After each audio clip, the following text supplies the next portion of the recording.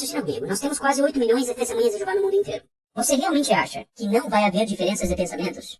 Com certeza vai haver e há, de fato, diferenças de pensamentos. No entanto, nós não podemos confundir pensar diferente, entender algo de forma diferente, com pregar algo diferente. Eu posso pensar algo diferente, mas eu não posso pregar isso causando divisões na congregação, porque isso é antibíblico. Ainda que eu tenha razão no ponto específico, ainda que eu tenha razão no ponto específico, ainda que eu tenha razão no ponto específico, ainda que eu tenha razão no ponto específico, porque isso é antibíblico. Eu posso falar da minha própria experiência. Se não fosse o corpo governante, eu não saberia que a Trindade é falsa, eu não saberia as doutrinas que eu sei, eu não teria o conhecimento que eu tenho. Então eu posso falar do meu caso, da minha própria experiência. Ler a Bíblia não foi suficiente para mim. Eu precisei ser instruído por um discípulo cristão verdadeiro.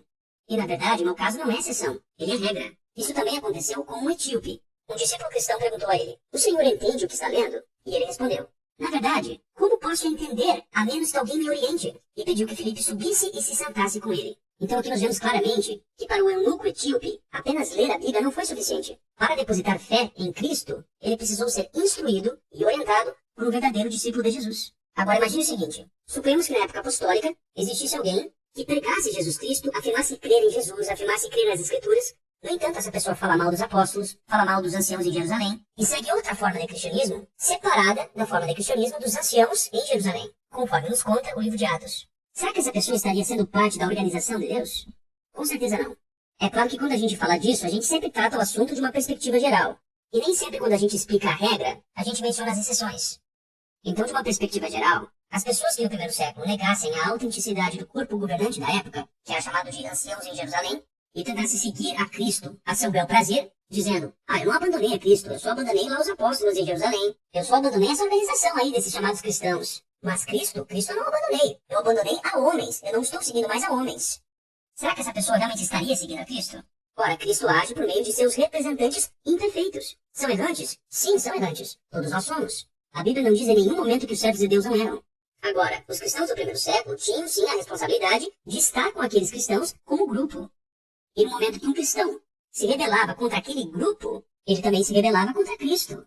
Por mais que talvez ele pensasse na cabeça dele, não, eu não estou largando a Cristo, eu estou largando um grupo. Não, meu amigo, já era. Se você largou esse grupo, o seu Jesus é imaginário.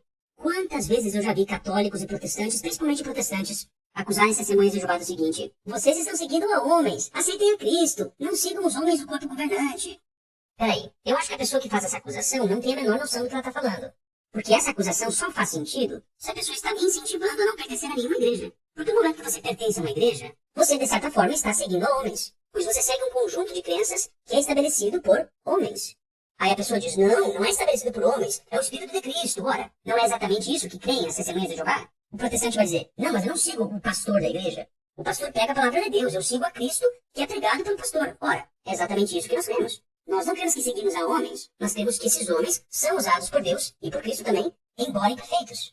Aí talvez alguém diga, mas como você pode confiar no corpo governante, sendo que eles são homens imperfeitos? Como confiar na interpretação de homens imperfeitos?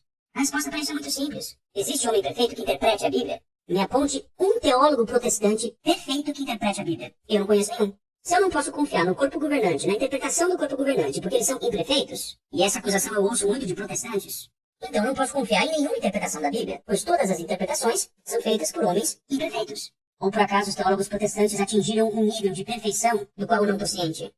Então o que eu percebo é o seguinte, todos os motivos que as pessoas dão para uma testemunha de Jeová não confiar no corpo governante, se aplicados aos pastores e teólogos protestantes, deveria fazer com que ninguém confiasse no protestantismo. E o ponto é o seguinte, geralmente as pessoas que idolatram o corpo governante são as pessoas que acabam indo para a apostasia. O apóstata, sabe o que ele é? Nada além de uma pessoa que outrora adorava homens e descobriu que esses homens são errantes. É exatamente isso que é um apóstata.